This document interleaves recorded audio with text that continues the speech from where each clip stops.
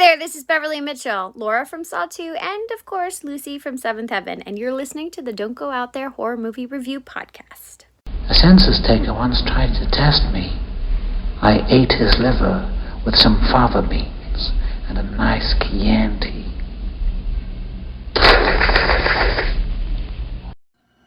In a world where zombies, ghosts, serial killers, and vampires all exist, welcome to the Don't Go Out There Horror Movie Podcast.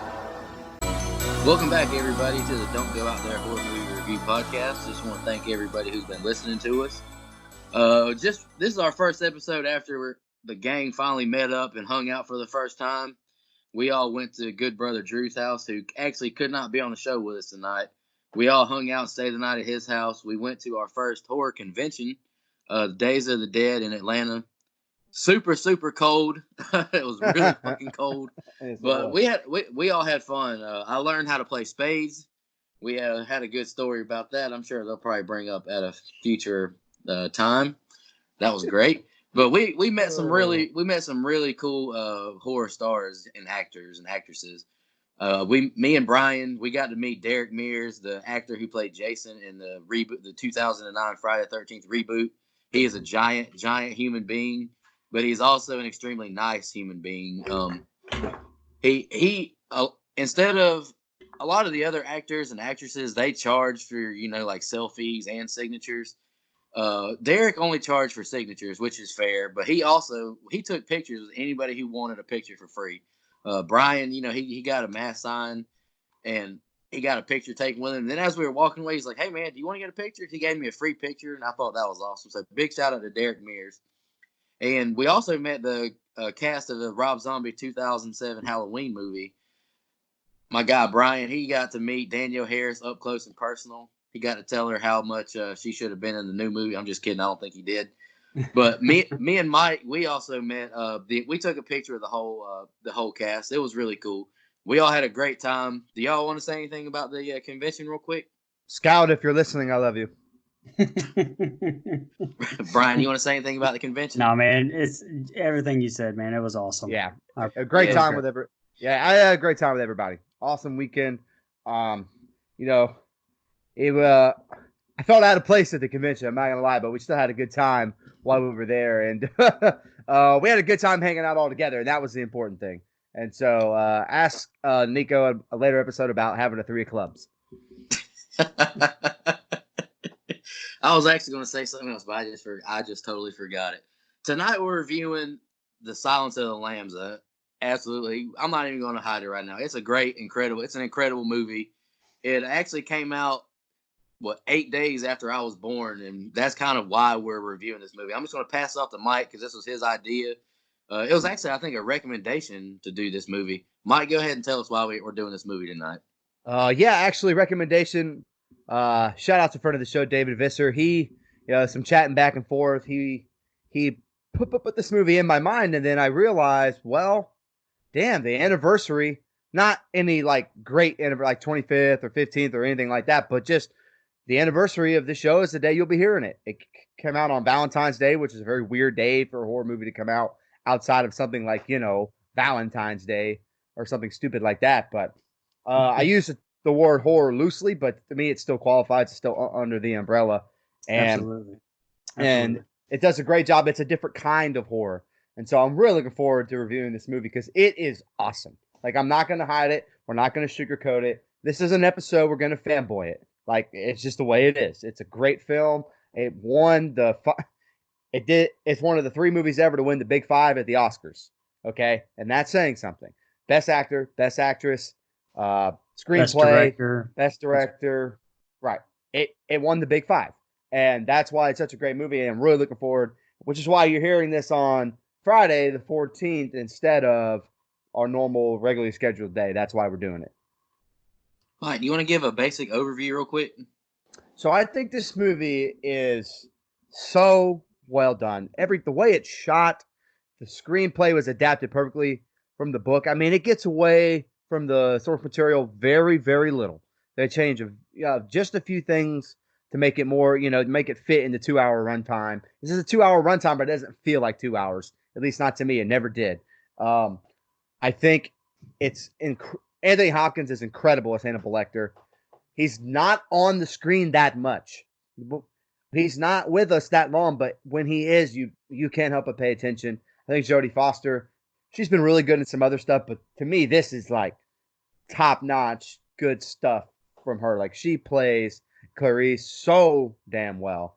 And as far as people who don't consider it a horror, it's a psychological thriller, which is a completely different kind of terror.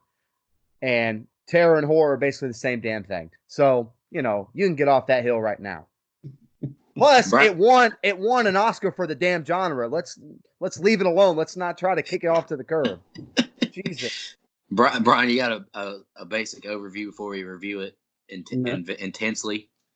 I mean, there's not much else to say. I mean, there's, like you said, we'll go ahead and just spoil it. I mean, I don't know. There's very, very few nitpicks that I have of this movie. I'm going to just be gushing over this thing the entire time. There is a reason it won 5 Oscars. Jodie Foster, Anthony Hopkins, Scott Glenn, even. It is like, the cast is amazing, and this movie is amazing.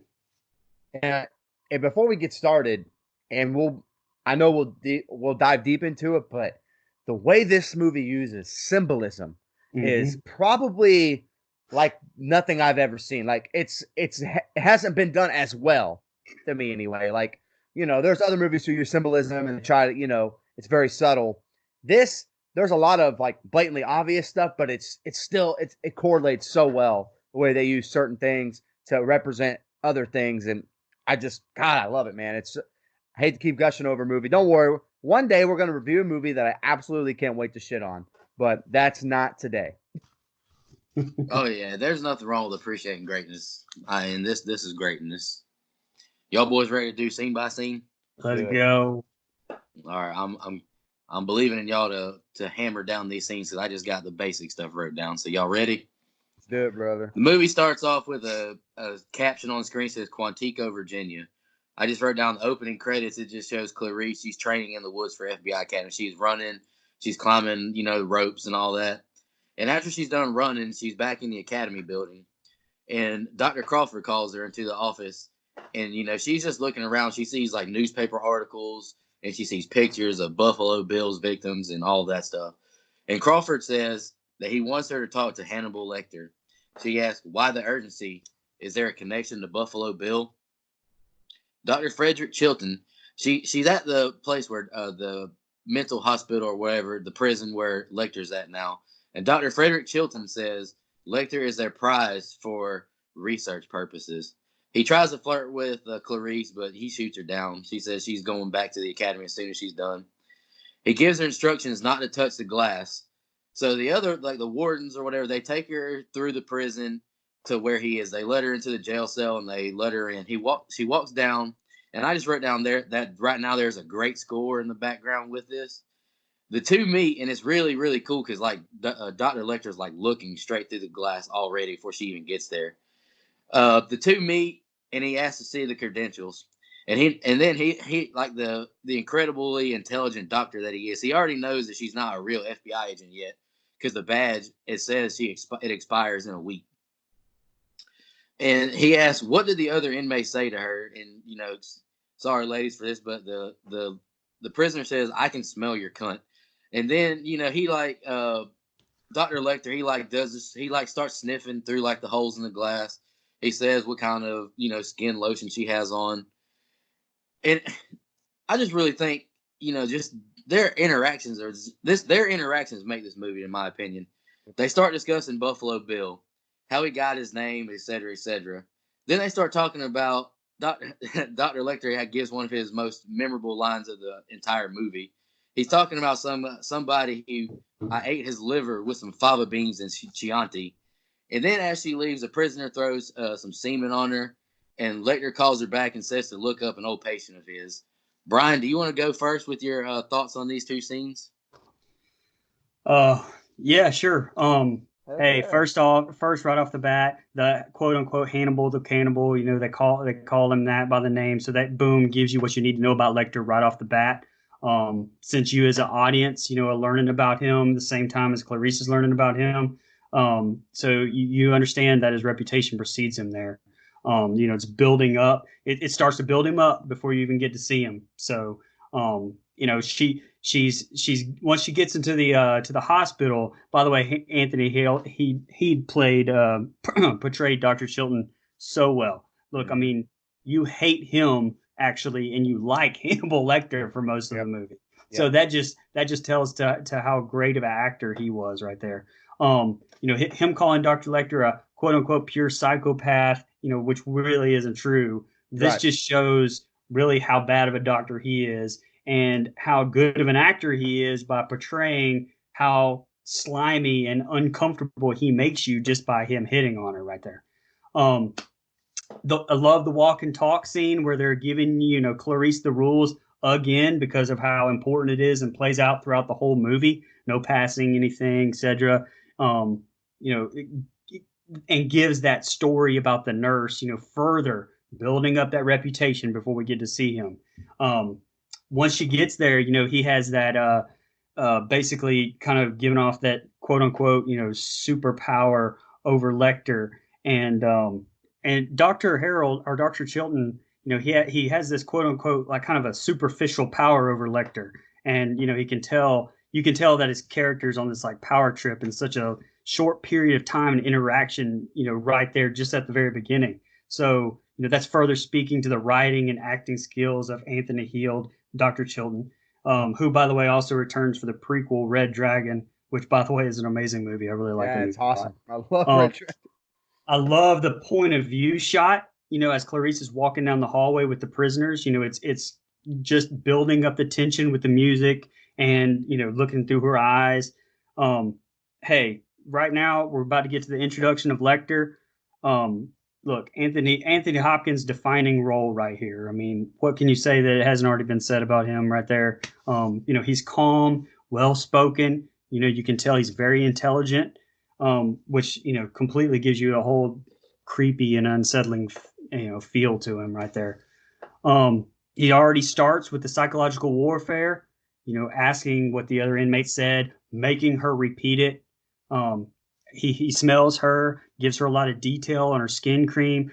In the book, however, it gives him almost like super smell. So I'm glad that they chose to dumb that down for the movie a little bit. Um, he establishes all the power with him and Clarice immediately. Bringing up Buffalo Bill himself, just further showing you that this isn't this isn't going to go how Clarice thinks it's going to go. The exchange about Buffalo Bill and him, skinning his victims, and her saying all the killers do that, and him saying, he wasn't like that, but her reminding him that he ate his victims is a great exchange because it kind of gives some more details about him, but also seems to like humble him a little bit right there when Hmm. he's like, oh yeah, I did eat them. But then boom, he reestablishes his power by talking shit about the questionnaire, calling her poor white trash, and making fun of her accent, which I will say real fast, like, and I know I talked too long, but the mocking of her accent right there was actually done on the spot and ad libbed by Hannibal. Yep. So Jodie Foster's reaction was genuine to be about her accent. And so, I mean, that was amazing. You can almost see her tear up during that scene. So that's a uh, nice little tidbit there. Um, Lastly, the Chianti line, the most iconic line probably in cinema, or one of at least in pop culture. People know that line without even seeing the movie. In the books, it's actually ate it with fava beans and amarone. Yeah, it was Uh, good. Yeah. but the filmmakers didn't think people would actually know what amarone was, so they changed it to something more recognizable, which actually kind of hurts him being a gourmet because supposedly that's wrong since Chianti doesn't really go with liver, but who knows? I don't eat human or animal liver, so I don't know anything about that anyway.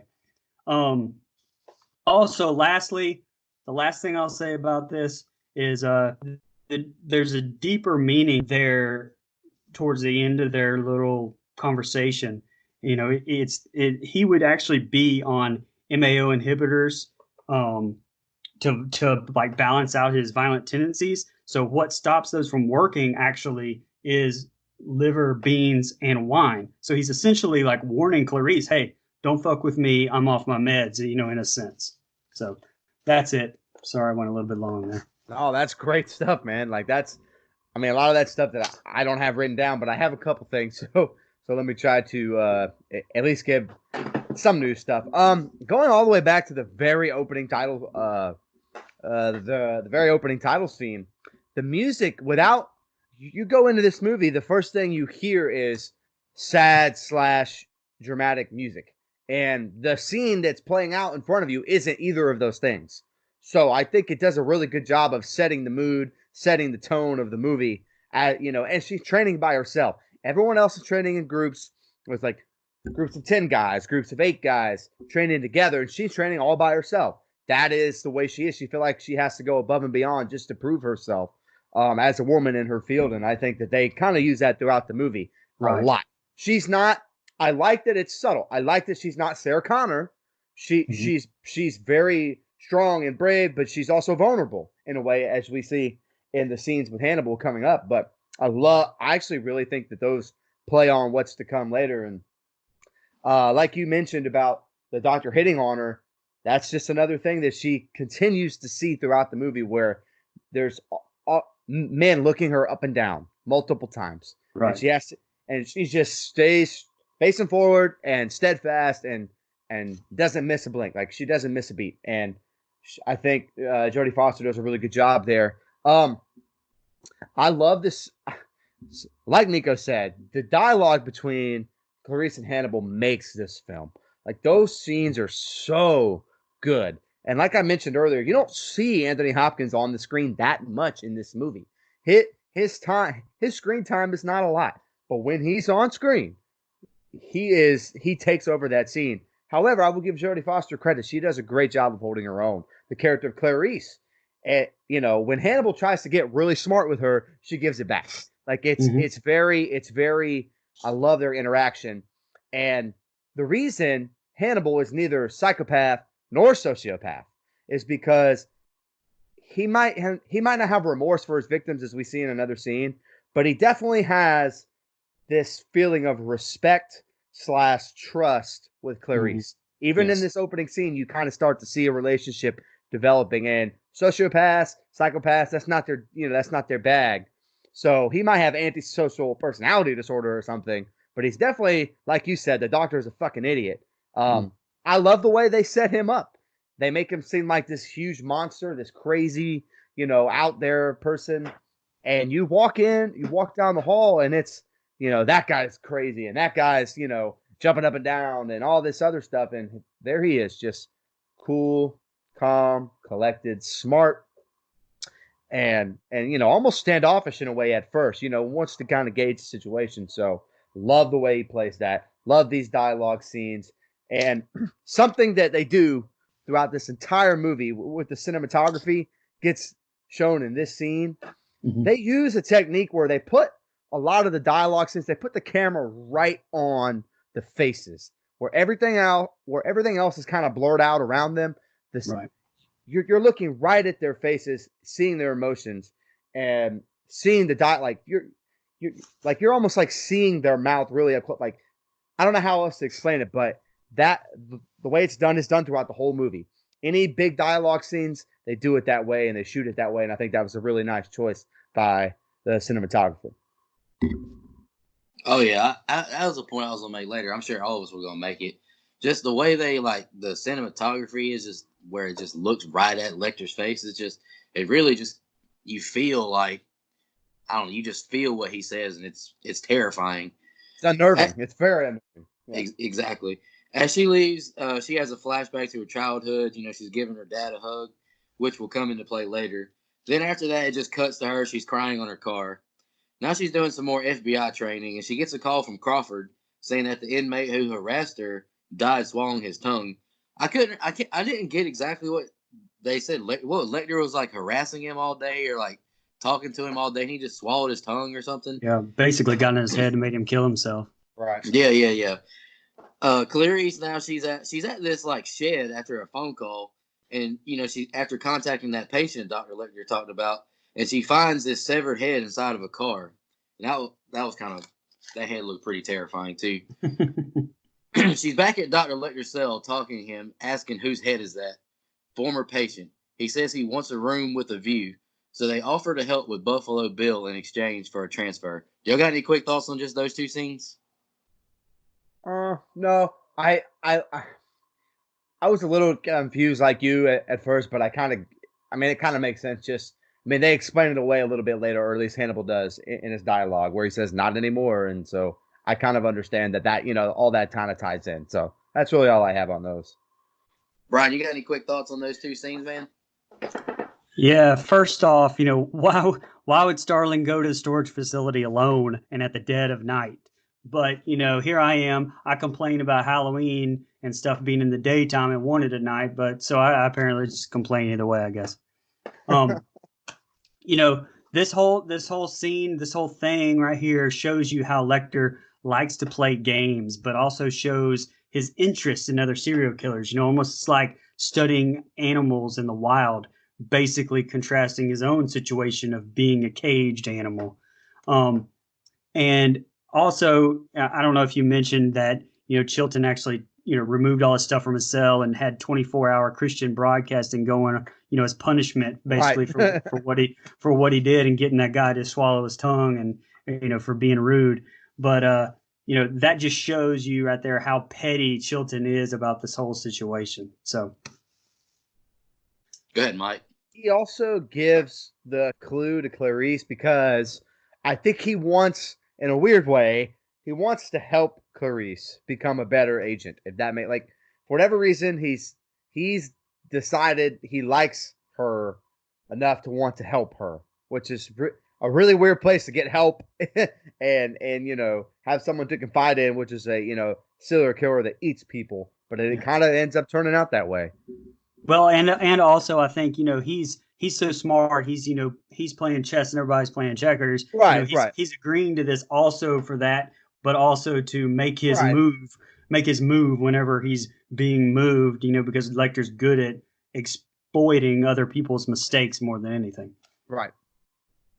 After this, the screen just shows a caption that says Memphis, Tennessee, and you get like a night vision goggle view. It's Buffalo Bill. He's looking for his next victim. He's in this like apartment parking lot. He's trying to load up this like love seat into the back of a van, but he's got like his arm or whatever. It's like hurt a little bit. So the daughter of a senator in Tennessee, Catherine Martin, she's walking into her apartment with some grocery bags, and being a good person, she offers to help him load it up. But my goodness, she does one of the biggest, dumbest things you could ever do. As she's helping him load this sofa into the van, instead of being the one on the outside, the last person to get in the van, she's stuck in behind this love seat. As they get it in, Buffalo Bill asks kind of a weird question. He says, "Are you a size 14?" He's like, "Huh?" Then he starts knocking the hell out of her, knocks her out, and you get this scene. I don't know if it really comes across as weird to a lot of other people, but did to me. He cuts her shirt off. He looks at the size tag, and he just looks at this girl's back skin, and it just, I have a niece. I know y'all probably have sisters or nieces or whatever, daughters. That seems just terrifying to me. Just thinking about that, he's just looking at his next victim's back skin. Yeah, After that, like this. Oh yeah, That's and now very we're back. unsettling. Very unsettling. Very unsettling. We're back to the academy, and they send Clarice to West Virginia because they found a woman floating in the river. They shoot them, and Clarice says they shoot them after 3 days, and then he skins them. Crawford and Clarice, they show up to this funeral, or they show up to the morgue where there's a funeral going on, and the body is brought to them.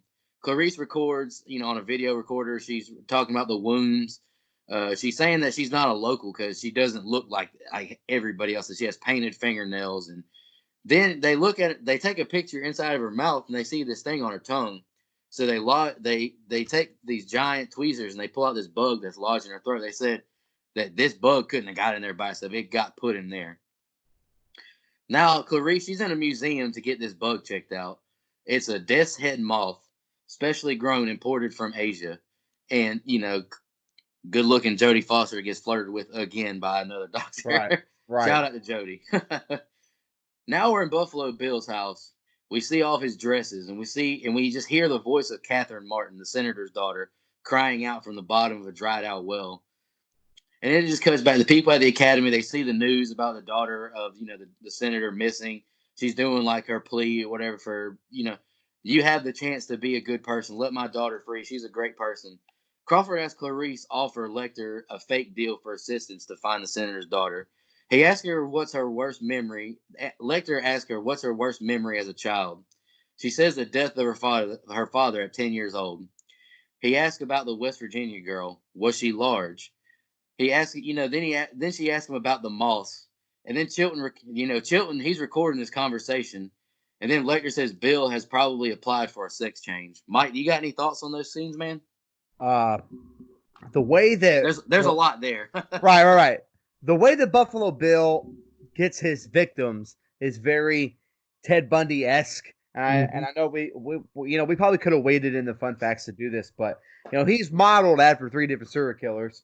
Yep. One of them happens to be Ted Bundy, and that is like straight out of the way Ted Bundy would lure victims in, make gain the sympathy card, and then strike like that. Like you said, the scene where he removes her shirt or whatever to see that skin is just so creepy. Like, I mean, the way he views another human as an object is very, very, very creepy.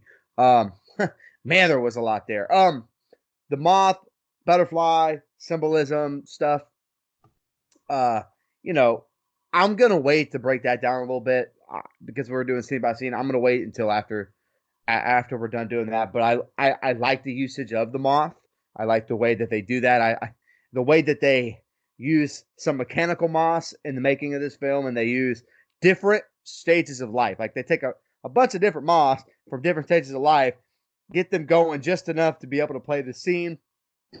Another fun fact is the moth or the cocoon they find in the dead body is actually candy. So that's kind of funny. I mean, I guess if she had swallowed it, I guess that would have been fine. So yeah. Man, there was a lot there. A lot of meat on the bone. I'm gonna let Brian go and see if he can kind of like juggle my thoughts because I have notes, but I feel like I'm repeating myself. Go ahead, Brian.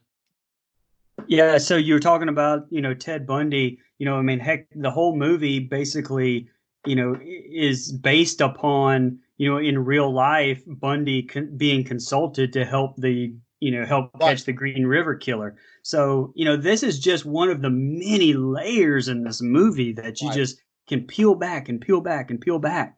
When Crawford's telling Clarice about, the latest victim and stuff, the beginning of the movie shows her as kind of raw. Clarice it really shows her prowess here as, she looks at those Buffalo Bills victims and analyzes them to a T. It gives more depth to this character that again is more layers that just peels back and peels back and peels back. And, the biggest theme to me about this entire movie is deception.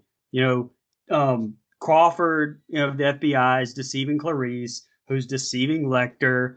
Lecter's deceiving basically everyone with his intentions on being moved, everything. So, it's basically, to me, deception is another one of the many underlying themes of the whole thing.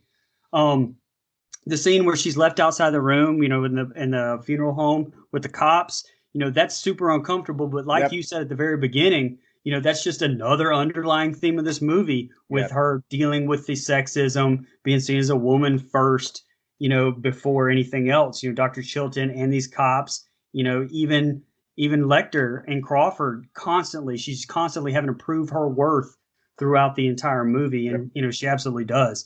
Whenever she meets Lecter, she breaks another one of the rules, that she was given at the very beginning of the movie that you see her, break over and over and over again a little bit more at a time as she gets more comfortable, telling him something personal. But she's getting results, which is something nobody else really in the movie can say. So I get it. Right. And real quick to piggyback off of the sexism thing, it's not even an underlying thing in this movie to me. It's a very, very big theme of this movie. There's a scene where she's like walking through the mall holding a bag. A random guy walks by and looks her up and down, and she just has to ignore it. Like, it's uncomfortable, like you said. You're right. She can't go anywhere without getting hit on. And I think that, she's a woman in a a men's dominated field, and she has to continue to overcome that. I think that's a very big theme in the movie. And um, so real quick, I didn't touch on it because I didn't know, like, I don't really quite understand why it's there. And we talked about it outside of this, but the Patriot / Nazi symbolism that's in this movie, with there's an American flag draped over the car they find, but Buffalo Bill has an American flag hung behind his mirror, but he also has a swastika blanket. Like, it's in there. I don't quite get its placement. Like, maybe I'm just not enough of an educated scholar, but it's there, and it's not in the book. It was a director's choice. I just found it kind of like misplaced. There's so many other things to follow in this movie. It takes a couple rewatches to kind of break it down, and I still don't quite get why that's there. I thought that's about my only thing I found kind of odd about this movie. I didn't even notice it, to be honest with you. I guess I was consumed with the other parts of the movie. It took me like 10 rewatches. So, all right, I hope y'all boys are ready, because the next few scenes, some stuff starts getting good. But to start this scene off, I just wrote down the 2 words "iconic scene." It shows Buffalo Bill at the top of the well. It rubs the lotion on his skin. It does what it's told. I just wrote the words "absolutely terrifying" to think about. Like I said, as an uncle, Brian, he has a daughter. Mike, I'm sure you have a sister. It's terrifying to think about this kind of stuff. Absolutely. And then we get a view from Catherine down there in the bottom of the well. She sees like fingernails it's in the well from a previous victim trying to climb out, and then she just she just starts screaming and crying, and like I said, just horrible to think about. Hannibal Lecter is being prepared for transfer to Memphis. He's going to go talk to the senator, the mom of the girl Catherine in the well. They push Lecter. This is a really cool scene. They push Lecter to the senator. He gives her a fake name of Lewis Friend. He's just I just wrote he verbally insults her. And then she says, "Get this animal away from me." And then I just wrote down LOL because he says, "I love the suit." I just thought that was freaking hilarious. Clarice has the name Lewis Friend wrote down on like a little piece of notebook paper. And she's trying to unscramble those letters, like, because she knows there's got to be a hidden message, because Dr. Lecter's so calculated. Clarice, she takes him his drawings from the prison cell, the last one. And she finally cracks the code that Lewis Friend meant iron sulfide, aka fool's gold. Dr. Lecter asked her about living on the ranch in Montana and about what happened. And she said she was woken up in the morning and she crept into the barn and saw lambs being slaughtered. She grabbed one lamb, a really heavy one, and ran away. But eventually the sheriffs caught her. He asked her, "Do you still hear the lambs?" And then I wrote, he just likens Catherine he likens her trying to rescue this girl to trying to rescue that lamb. I think it's really good symbolism. I love the way he says all that stuff too. Brian, do you got any thoughts on that? That's probably, it rubs the lotion on his skin. One of the most iconic scenes probably in film history, probably. Or one of them. Absolutely. And, the acting by Ted Levine as Buffalo Bill is so amazing. It's almost lost because of you're with Anthony Hopkins and Jodie Foster, but his is amazing. And the cinematography, when it was showing the bloody fingernails, that has always stuck with me through all the years for some reason. And I know it's a few movies that do that. I want to say even maybe Blair Witch Project does that. I'm not sure. But every time I see that, it pains me. It's like chilling. It's chilling there. Chilton, the scene where, he's a dick, but, this scene right here is the calculated moment that Lecter's been waiting for, when he gets everyone around him so riled up till a mistake is made. The only question I have is if Lecter is tied up the way he is, how the hell did he, like that? To me, I would like to have seen that. Just how did he manage to get that pin from there then? But, I love, gives all this false info and said what he did about the senator's daughter to piss everyone off and have them focused on Bill and to make Chilton look ridiculous. It's just another layer again, and between Lecter and Chilton's relationship. The biggest thing I want to focus on the cinematography as Lecter and Sterling talk. You know how it moves closer to him, closer to Hannibal every time it shows him getting more and more in her mind. You know, kind of symbolism with the cinematography. You know, closer and closer, building up the tension. You know, this whole scene tells us everything we need to know. You know, the title isn't about Lecter. It's not about Buffalo Bill. This movie is about Clarice and her inner conflict and how she wants to silence those ghosts, you know, lambs in her head. You know, it's a deep and personal story that I think is overlooked in this movie by, you know, Hannibal Lecter's story. Right. Yeah, go ahead, Mike.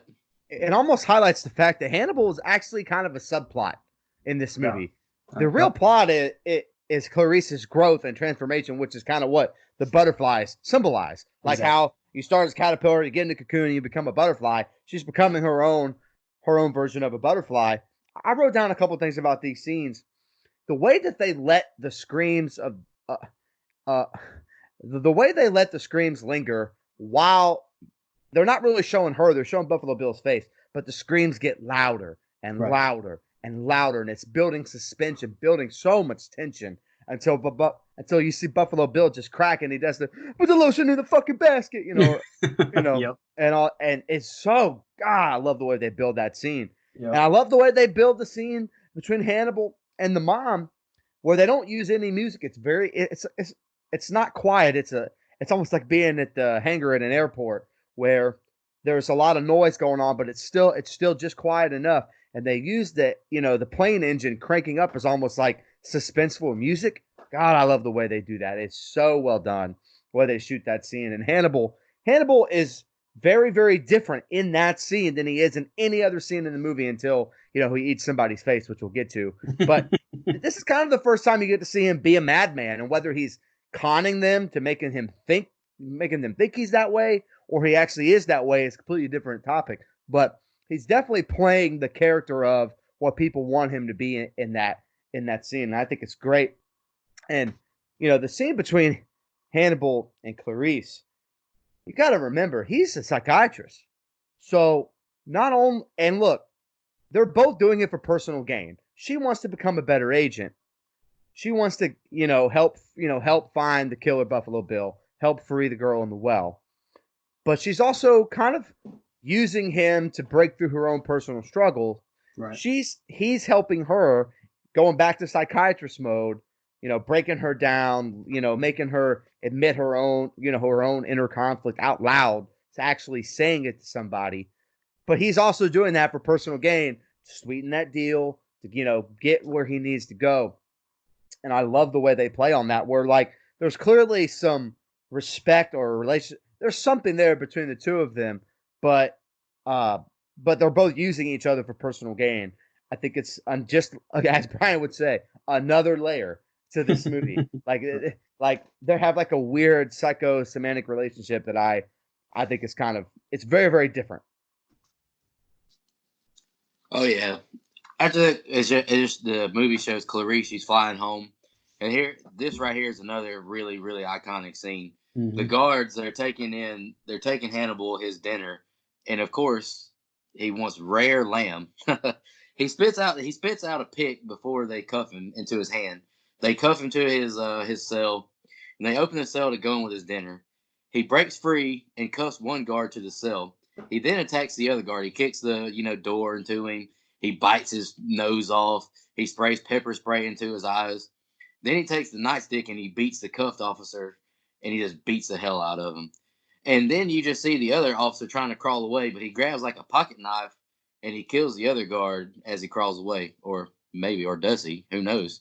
The officers, they hear gunshots at the 5th floor, I think. And they're watching this elevator like go from 5 to 3, then it stops on 3. Then, they call in ambulance, they call in a SWAT team. Then they finally invade this building, and then they find the 2 dead officers. And then one of the officers discovers that the second guard who crawled away, who isn't cuffed up, is still breathing. The SWAT team shows up to try and find Lecter. They put the second guard who was breathing on a stretcher to take him to a hospital. Now the couple other doctors and the couple officers, they're in the elevator with the another dead body on a stretcher, and they see blood dripping onto the sheet. So they notice that there's blood dripping from the roof of this elevator. They think it's Dr. Lecter. So they get a couple other officers. They climb. They open up the elevator chute. They look down. They see a dead body on top of it, and he doesn't respond. And they say, "Well, we need him alive." So they shoot him in the leg, and he doesn't move. And then they finally get they go into the elevator with a ladder, and they get the body, and they notice that it's not Lecter, and he realizes that Lecter took that knife and cut his face off and attached his face. So Lecter is actually the one in the ambulance getting taken to the hospital. Amazing. And before we get too deep into that, Brian, you got any thoughts on just that part? Man, that escape Good scene stuff. is Good amazing. stuff. It's amazing. Love, It's God, it's iconic. awesome, man. Yeah. It really shows Lecter acting like that caged animal I brought up earlier by biting that dude's face, yet taking the time to enjoy the music as well. So, I mean, this whole thing was one hell of a plan, but I will say he got lucky. Did not open that hatch to the elevator until he was out of the building already. So I'll say that. What, man? I'm glad you brought up the music. The way that they use like that Bach, Mhm. I believe it's Bach that is. The way they use that, compare that to the other, on the flip side, which is Buffalo Bill. He's more like a, psychedelic or more, up to date, more popular music. As Hannibal's just like jamming out the Bach, like just the two different kind of mindsets that involved in those two serial killers. I think it compare and contrasting the two was a lot of fun, and I love that scene. I think both of those guards are great character actors. They've been in a bunch of other different stuff.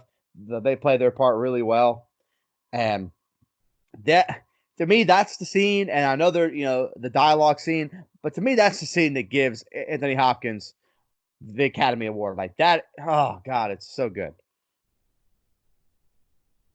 Brian, you got any other thoughts? You want to move on to the next stuff? No, you can move on. Ardelia, she's another Academy girl. Ardelia tells Clarice that he escaped and is on the loose. Clarice says he won't come after her. Clarice has the realization that Buffalo Bill knew his first victim personally. So they go back to Belvedere. What was it? Belvedere? I can't remember what state. Belvedere, Ohio. They go to Belvedere, Ohio, and Clarice is at the first victim's house. She's searching her home, her home. She goes to her room. They say that they haven't touched her room since she died. Clarice calls and says Bill he's a tailor and is making a woman's suit. His name is James Gum. Catherine is in the well. She's plotting, is what I wrote. Bill is getting all dolled up. He's getting ready to do his little famous dance. Catherine throws this string it's got like that bucket at the end of it, but there's like a chicken bone tied right in front of it. She throws it up there. She tries to catch the dog Precious, but the dog gets away. And then here's a really gross scene. Bill, he's dancing in front of this camera, and he's got his junk tucked away. Now Clarice is interviewing other town people about Jane Gum or Jack Gordon.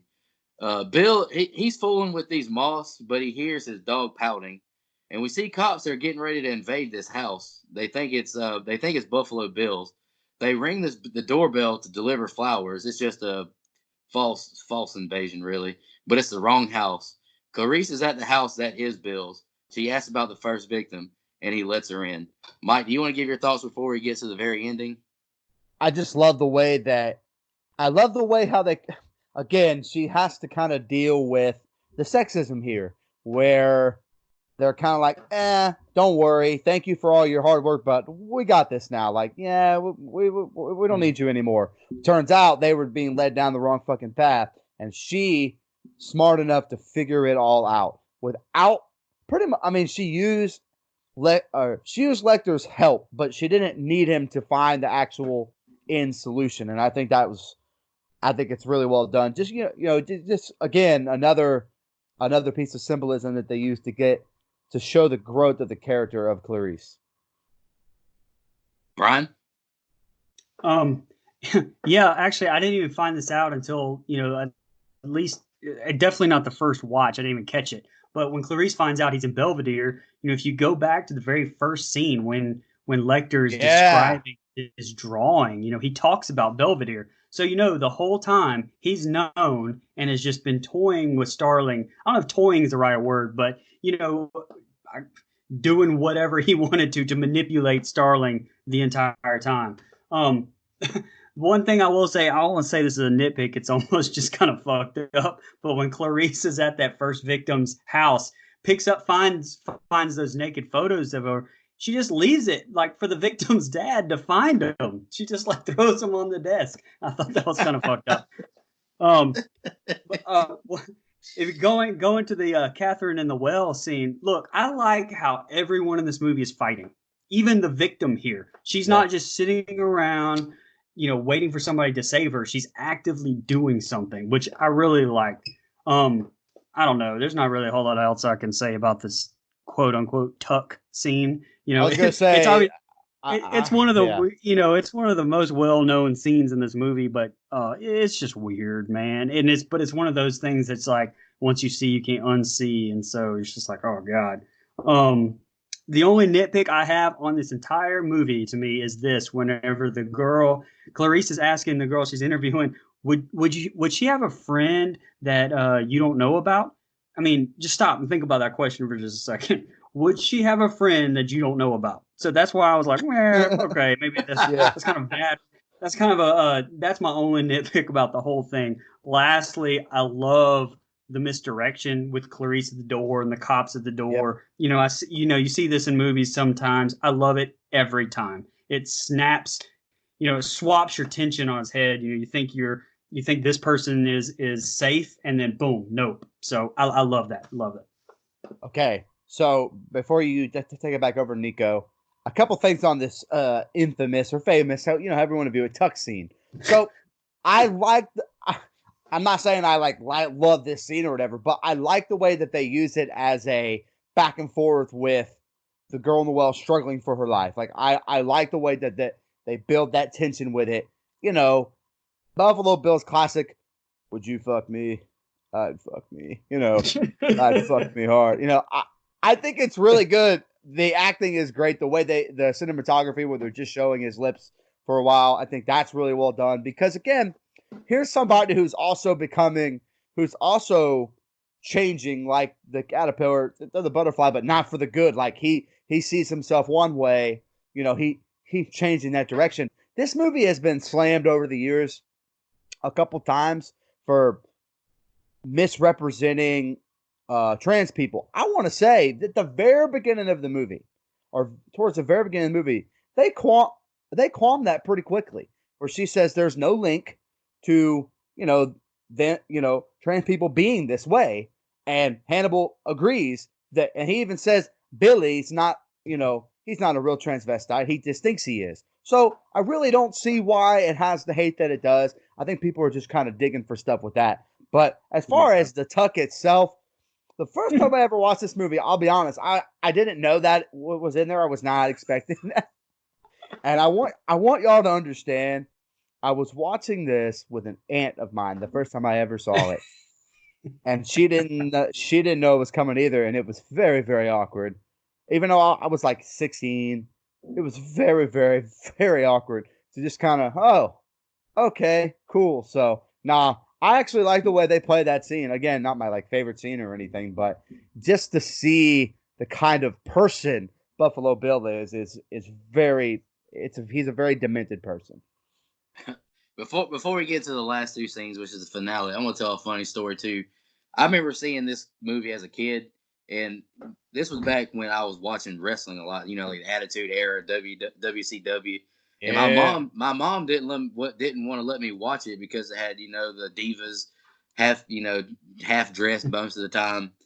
But me and my mom, we were talking to somebody, and we started talking about the Buffalo Bill scene where he's dancing, and the dude's like, "So you can watch that, but you can't watch wrestling." I was like, "Yeah, that's a good point, Mom. What's up with that?"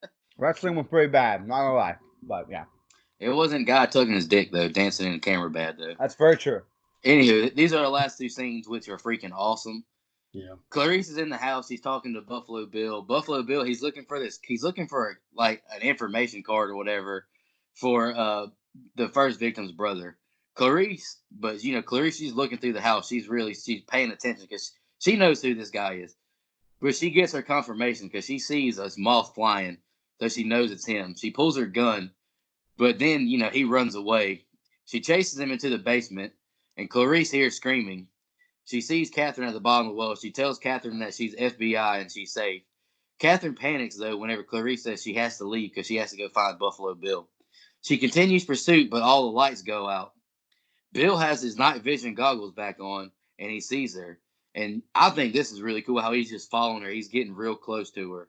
He, I wrote down she wanders aimlessly in the dark, and he gets so close to touching her face and like grabbing her hair, but he makes a huge mistake. He goes to cock his revolver, and she turns around and instantly starts just blasting him, which I really appreciate because in other horror movies they probably just shoot him once and hope he's dead.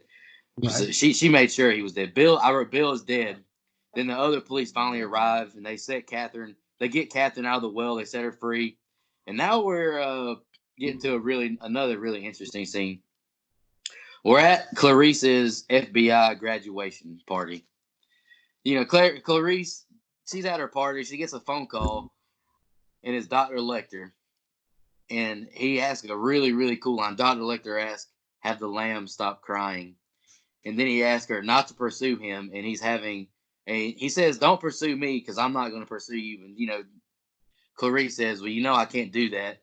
And he's getting ready to get off the phone, and he says, "I have to go now. I'm having an old friend for dinner," which is Dr. Chilton. And then the very ending just shows the scene. The scene cuts with Dr. Lecter walking into the crowd and into the distance. Really, really cool. And he's sporting a new look too. He's got some glasses, got a little tropical hat on. Looks like he's got some long hair. Brian, you got some thoughts on the very ending? Man, just that I love it. It's perfect. I mean, the Lecter saying, "I'm having an old friend for dinner," which I want to hear Mike's voice take on that. But quoting that with his impression. But Oh, no. I just look. That's the only way that this movie could end. You had to give Lecter one more like, hey, I won. I've got everything. Which I know it plays into the next movie, Hannibal, which I really love. I really wish Jodie Foster was in it, but it was also to me a very great movie. I love Red Dragon, the prequel. So this whole trilogy to me is just it's perfect. Besides Jodie Foster not being the next one as Clarice, like that's the only thing that I think this trilogy is missing. But I loved it. I think it's great. Yep. Go ahead, Mike. I love the way it ended as well. I think both Clarice and Hannibal got what they wanted, but they also lose something. Hannibal loses his back and forth dynamic relationship that he kind of cultivated, and I think it was genuine. I don't think it was fake. I think he really cares for Clarice, but knows he can't be after this phone call. It's over. Like, can't be in contact with her because she'll be coming after me. But she also kind of gives up something too because of the deal she made. Hannibal is free. Hannibal walks free, and I think that that's something that that ends up weighing on her. And so again, you gain, you lose. I like that dynamic. I love that. I don't have a great Anthony Hopkins, so I hate to like butcher that. But when we get to fun facts, I'll give you that line in a different voice. How about that? So, Dr. Loomis voice. He was doing very well last night. So anyway, no, I love the ending. Think it's great. I love how Clarice overcomes throughout the entire movie. She uses her trauma and her past for good. Like she uses the lambs. That's why the movie's called Silence of the Lambs. But she uses her experience with the lambs to want to help the innocent. The lambs are innocent. She wants to help other innocent people now, which is part of the main reason why she wants, she's in the field she's in the first place. So again, there's another one of those layers. This thing has more layers than those Grains biscuits, man. Yeah, this movie is really deep whenever you honestly look at it. There's a lot of there. You're right. There are a lot of layers. I'm just gonna get my final thoughts on the ending too. I thought it was great. Like I said, I love the fact that whenever she hears Buffalo Bill with the revolver, she just instantly turns around and starts guns ablazing. She doesn't shoot just one time, like a lot of other horror movies, slasher movies, where they just hit them one time then run away. She just bam, bam, bam, bam. I love that. It was great. Big shout out to Jodie Foster. Y'all got any other final thoughts, or do y'all want to jump into our fun facts? I'm Good good job. on it, man. Who wants to go first? Because I've got 8 of them. I I wrote only down. got I only got a few, so I'll go first if that's cool. Go ahead. Yep, go Go ahead. ahead. Actually, so Anthony Hopkins won the Best Actor Oscar, but he only has 16 minutes of Yeah. screen time in this entire movie, which is crazy to even hear. Also, one of the most quoted lines when this movie gets brought up is "Hello, Clarice," and that he never Yes. Lecter never says that one time in this entire Yep. movie, which is crazy how pop culture has thrown that into your mindset and it never even happened. Um, and the last thing is that Ted Levine or Ted Levine, I can't even, I don't know if I'm pronouncing that right, actually improvised that entire Buffalo Bill dance. There's no dance from Buffalo Bill in the Lamb script. He insisted that Bill perform a strange dance to the camera as viewers how disturbed his character was. That's it. Mike, you want to go or you want me to go? Go ahead, Nico. All right. Sorry if I take any of them. Oh, you're good. I got all of mine off IMDb. Anthony Hopkins and Jodie Foster only share 4 scenes throughout the course of this movie together. The real life FBI behavioral science unit assisted in the making of this movie. The production received full cooperation from the FBI as they saw it as a potential recruiting tool to hire more female agents. In preparation for his role, Sir Anthony Hopkins studied files of serial killers. Also, he visited prisons and studied convicted murderers and was present during some court hearings concerning gruesome murders and serial killings. It won 5 Oscars, like they brought up: Best Picture, Best Actor, Best Actress, Best Director, Jonathan Demme, I think is how you say it. Yep. And Best Writing or Screenplay based on material previously produced or published. They had a $19 million budget and it made $272.7 million. And the coolest fun fact that I found out honestly, last night was George A. Romero made an uncredited cameo Yep. as a guard whenever they brought Chilton in. I thought that was really cool. And Nice. George A. Romero is a famous horror director. Go ahead, Mike. So that final basement scene that we see with Buffalo Bill was shot basically in one day, 22 hours. They spent a full 22 hours filming that scene. They did it all together. I always like that scene because now that I notice that it's there's a shadow, and you can't film without light. So it's okay. I'm not knocking it, but you can clearly see there are shadows there, and if it was completely dark, and you're only seeing it from night vision, there technically wouldn't be any shadows. But that's it happens. There's not a whole lot you can do. Anthony Hopkins used his Hannibal Lecter voice as a mix of Truman Capote and Katharine Hepburn, which that's kind of a weird damn mix there. But Right. the original, so the director originally wanted, I believe, hold on, I have it written down here, wanted Michelle Pfeiffer for Clarice, which I'm kind of glad that didn't work out. I think Right. Jodie Foster was absolutely perfect for this role. And the original Hannibal Lecter that he wanted was Sean Connery. Now, could you imagine? Could you imagine? I had his liver with fava beans and Chianti. I'm Sean Connery. Oh, anyway, so I just can't imagine Sean Connery delivering those lines. Right. Good morning, Clarice. Oh, that was great. And Buffalo Bill, based after 3 serial killers, which was Ted Bundy, which we talked about. Ed Gein. Ed Gein, obviously, for the skin thing, which Right. also Ed Gein is in like 9 different horror movies, man. Texas Chainsaw Massacre, he's in a bunch of different horror movies, and so this is about as close as it gets as far as making costumes and jackets and shirts and shit out of people's skin, and by the way, Ted Bundy also used the fake cast, so that's a direct damn ripoff of Bundy, and I believe there's a couple different ones. Jerry Burdos used to dress in his victim's clothes, so there's a lot of so Buffalo Bill, and the nickname comes from Buffalo Bill Cody, who urban legend, skinned a Cheyenne Indian and use it as a coat. So that's kind of where the nickname comes from. So I still get tickled every time I think of Sean Connery being fucking Hannibal Lecter. I can't imagine where that came from. that just doesn't do anything. If Sean Connery were Hannibal Lecter, this movie would be about a 6. And I like Sean Connery, but no, Yeah, absolutely no. not. No, no, no, no, no. Oh my God, I can't even imagine. Y'all want to jump into our best kill, worst kill, and rating? Is Sure, there more? Yeah, sure, sure. Brian, you got Drew. You got Drew's ready to go. I do. I have a boy Drews who sent it to us since he couldn't be here today. And you got to do it in the voice, the same voice. The voice. Oh, voice.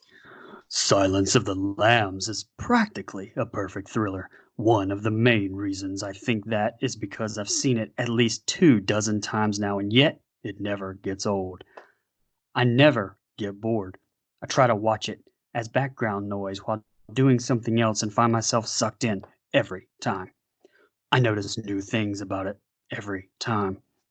It is just that freaking good. Buffalo Bill is a creepy serial killer. He blew my mind the first time I saw a movie, but he blew my mind even more when I was older and had done some reading up on real life serial killers and realized he was based on people that actually existed. Clarice, for the first time, coming face to face with Hannibal for the first time, one of cinema's best ever introductions to any character, hero or villain. I give this movie a 9.75 rating. Wonderful, wonderful. Thank I you. love the Thank you. voice and Great stuff. great voice and great review, Drew. I said, great review, Drew. I'll go ahead and go next. I just wrote it's pretty. Or a best kill was the 2 guards. That scene was great. The worst kill, I just wrote the ambulance people because it's all off screen and you don't even know how they die. But for my rating, I just wrote pretty damn flawless. Hopkins is menacing, cunning, and fantastic. Jodie Foster was great in her role too. You can see the transformation from the beginning of the movie to the end. Ted Levine or Levine, however it's pronounced, as Buffalo Bill, is weird and disgusting and creepy as he was he was great in his role. The cinematography and the score, they're both incredible. I have nothing bad to say except I don't rewatch the movie very often, but every time I do, it's great. And I wrote the first well scene terrified me. Just having a niece and just thinking about people out there, who have their kids kidnapped or trafficked or something. It's a terrible thought to have. My rating, I'm gonna go with the same as Drew. I wrote 9.5, 9 through 9.75. I'm gonna give it a 9.75, just like Drew. No, there's really nothing I can nitpick about it except, I just don't rewatch it very often because it's kind of long. But it's a great movie. There's really nothing you can say too bad about it. Hopkins he's incredible. He's a creepy looking motherfucker. Yeah, he absolutely is, especially as that character. The way they like zoom in on his face and as he speaks is just horrifying.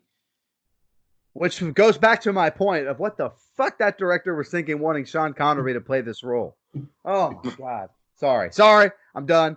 This is my Danielle Harris should have been cast in Halloween. This is mine. I already I'll know go you next. two are gonna have the same thoughts. So just whoever wants to go.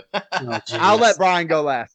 We all kind of have the same thoughts here. I think Anthony Hopkins is great. Jodie Foster is great.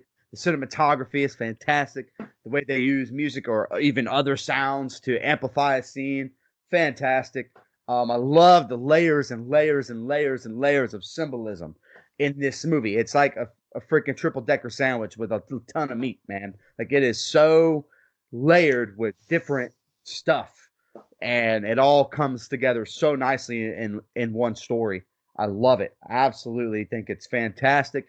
To me, it is a 2-hour runtime, but it never feels like 2 hours every time I watch it. I'm like, oh damn, that flew by. Like, to me, it never drags.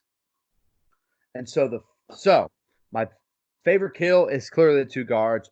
Worst kill, I guess the ambulance one, because I really don't have a worst kill. Like, there's not a ton of kills per se in this movie, but since we have to give it, but I mean, that was my thought on that too. I was like, what's the worst kill? So I just picked the ambulance people.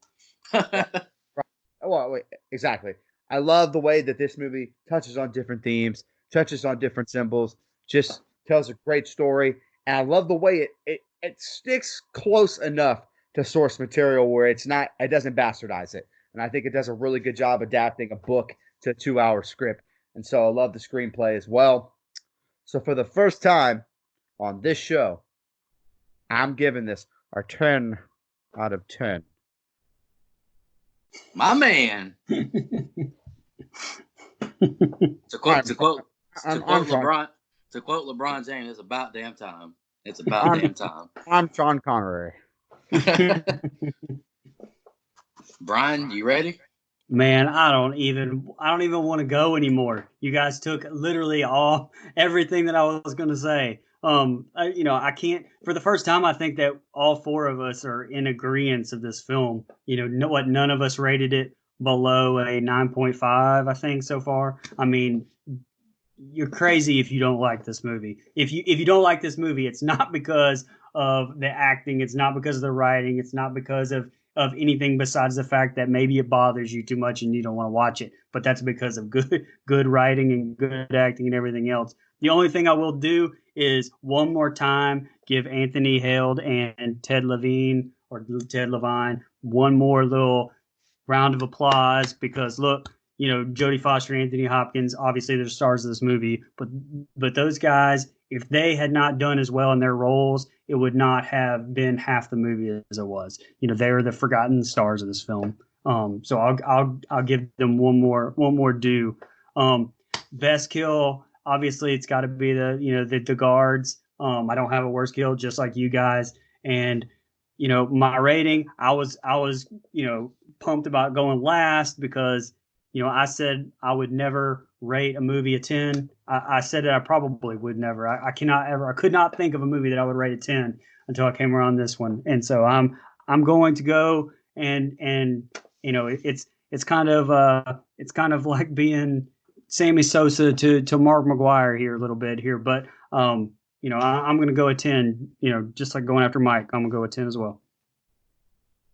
Oh yeah. I mean, I could have easily said it was a 10. I mean, maybe I'm robbing it of its 0.25 rating because there's really, I mean, the only thing that me and Mike different was I kind of felt the length of the movie. They could have trimmed some of the stuff, but that's my only complaint. And I just want to say to all the listeners, before Mike has one more thing to say, I hope I didn't undersell my scene by scene because a lot of it is just I can't do it justice between Clarice and Lecter. Like you actually have to watch those scenes to truly feel them. Like because I can't quote all the stuff they're saying and it come across the right way. So I did want to say all that just in case. I didn't want to undersell how great the interaction between those two are and just the pure horror that you feel when Buffalo Bill is looking directly into that girl's eyes whenever she's at the bottom of the well. You're not gonna feel what if you watch it yourself. You're not gonna feel it with me just telling it to you. But I hope our review encourages you and motivates you to watch this movie because it's good as hell and it's free on Amazon Prime Video. So go ahead, Mike. I don't know. I was basically gonna say everything you said. Go watch this movie. Like we did the best we could, but this is a really hard movie to do justice by with a review. Like you said the scene by scene breakdown. I can only imagine that'd be that difficult because most of the greatness in this movie is in the dialogue and the symbolism, and you need to watch it to see that. And the layers. It's a Grand's biscuit up in this bitch. But no, I agree. I mean, but it is only on this show that you can hear, I ate her liver with a side. I can't do it. With fava beans and Chianti. Okay. But we actually have a fan question that's going to be fun to answer. I just wanted to touch on one more thing. Like you guys said, the symbolism is so deep in this movie. Just that moth getting shoved in their throat. Because you got, to me, there's two characters, that the moth represents. Clarice and Buffalo Bill. It shows Buffalo Bill he applied for surgery at different universities, but got rejected. So he took matters into his own hand. And, you just saw the transformation from Clarice as just an FBI, student in academy to stopping the guy that nobody else could stop, and they couldn't find nothing else about.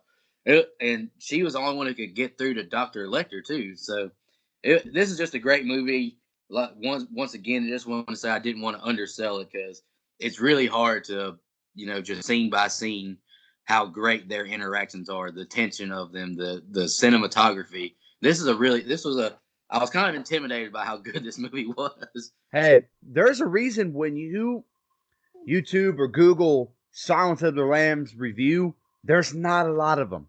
There's none. I couldn't find any. There's a lot of essays, like kind of breaking it down the way we did, talking about the meaning behind stuff and stuff. But just like the review of the movie, there's maybe 1, 2 that I could find, just to kind of gain some other perspectives, and they're not very long. So this is a very difficult movie to do justice. I just want to say I'm proud of our team. I think we did a pretty good job. And like you said, when you YouTube Silence of the Lambs, all you see is this scene, this scene, this scene, and they all have over 1 million views because like everybody says this is the best scene. No, this is the best scene. It's all that means is this is a damn good movie. Right. Yeah. If I could give my best scene, to me it is the first interaction with Clarice and Hannibal. That's my favorite scene anyway. To me. That's fair. I didn't even think about what my favorite scene was, honestly. My favorite scene, honestly, might be whenever she goes to him when he's in that new cell about the fool's gold. That's a really damn good scene, too. That's fantastic. Absolutely. Y'all got any final thoughts before we jump into good brother Colonel Mustard's question? All right, let's go. He better not be shitting on this movie, or I will kick his ass. The only thing I will say is that I know I talked a lot, especially at the beginning, but you can tell by me rating this thing a 10 how actually once I got into this and watched this for the first time in a long time, I was like, wow, there is a 10 movie to me out there, and it's this. So I got really excited, and so I had a lot to say about it. So. Thank you to David Visser for recommending. This was a great choice. All right, let me bring up Dustin's question real quick. If you ate a man's liver, would you choose Chianti and fava beans to complement it, or something else? Jesus Christ! I can tell you right now. I'll go first. I'll let you guys keep thinking on it if you want to, because I thought about this all day. Considering I am the redneck Asian on the show, I would not eat that fancy stuff with it. This is what I would get with my liver. Your man liver? Because I've never actually eaten liver before. I've only eaten like 1 bite of chicken liver, and it was fucking disgusting. Well, you're eating human liver, so just over. So I've never had livers and onions. So what I'm going to eat with my liver is a big old serving of KFC mashed potatoes, so I can drown that liver in it. And I'm getting the biggest sweet tea they got. That's what I'm eating with my liver. Okay, let's go. Had to redneck it up a little bit.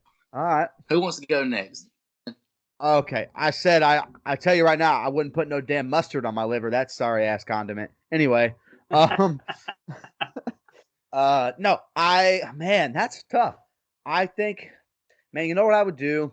If my liver grilled, fried, raw, like I'm just gonna pretend it's fried liver. How about that?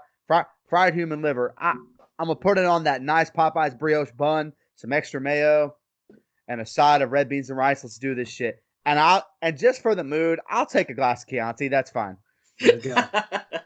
Church it up a little bit. That's right, baby. That's right. All right, Brian, how are we eating your liver? 1 word. 1 word. That's all I need. Ketchup. Oh my God. Let's go. The ketchup man. I'm sure Elise will love your answer. Oh, boo. Anywho, y'all boys got any final thoughts on this movie? Yeah, keep how great it was. For our listeners, I just want to give you some advice. Keep chasing that neon rainbow. Living that honky-tonk dream. That's what I was going to say earlier. I was like, while we were at the convention hanging out at Drew's house, I think I probably forced that song down these guys' throats more in that 2 days than they heard in the past 25 years. Hey, you want to know how Hannibal Lecter felt watching that like religious broadcast shit? That's how we ended up feeling about this damn song. Sorry, I had to tie it back into the movie somehow, man. No, that's cool. Y'all got any final thoughts before we get out of here? I'm good. Go watch this damn movie. Oh, real quick. The nipple that you see, this is a weird fun fact. Wait, what? The nipple that you see from Buffalo Bill is a fake prosthetic nipple. So there you go. The one he's Okay. pulling on, the really uncomfortable, weird scene, that's a prosthetic nipple. Oh, I was really worried about that. I was really wondering about that. I'm sure you glad were. brought that up. I know you were. That's why that's why I said it. Anyways, just want to thank everybody who's been listening. Do us a favor. Go give us a follow on Twitter, Instagram, Facebook. All you got to do is search Don't Go Out There on all those social medias. We're easy to find. Or you can just ask us, any of us, on our personal Twitter accounts. And do us the biggest favor is just subscribe to us on iTunes and give us a 5-star rating. We really appreciate that. We're flying up the charts all of a sudden. We started getting a bunch of ratings because y'all are the best fans ever. And we really appreciate it. And stay tuned. We might have some big things coming this next weekend as well. Y'all have a good night. And just want to remind everybody to don't go out there.